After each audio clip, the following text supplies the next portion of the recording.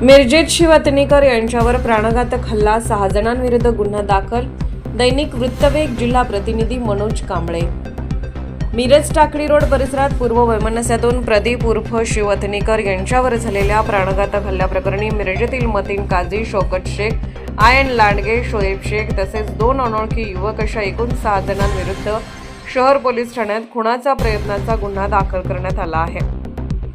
या गुन्ह्यात वापरण्यात आलेली 4 चाकी गाडी पोलिसांनी जप्त केली असून आरोपींच्या शोधासाठी विशेष पथके रवाना करण्यात आली आहेत.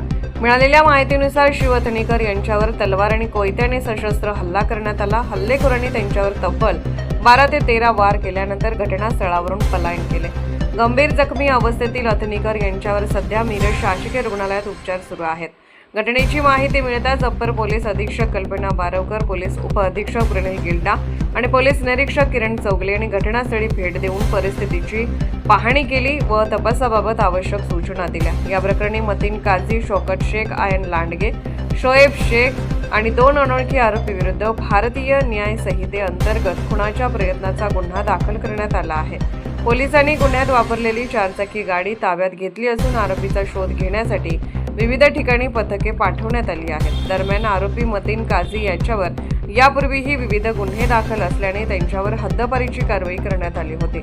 मात्र विभागीय आयुक्तांनी ती कारवाई रद्द केली होती. त्यानंतर पुन्हा मिरज परिसरात त्यांच्या टोळीची दहशत वाढल्याची चर्चा असून संबंधित टोळीविरुद्ध महाराष्ट्र संघटित गुन्हेगारी नियंत्रण कायदा मोका अंतर्गत कारवाई करण्याबाबत पोलीस प्रशासनाकडून हालचाली सुरू असल्याची माहिती मिळत आहे.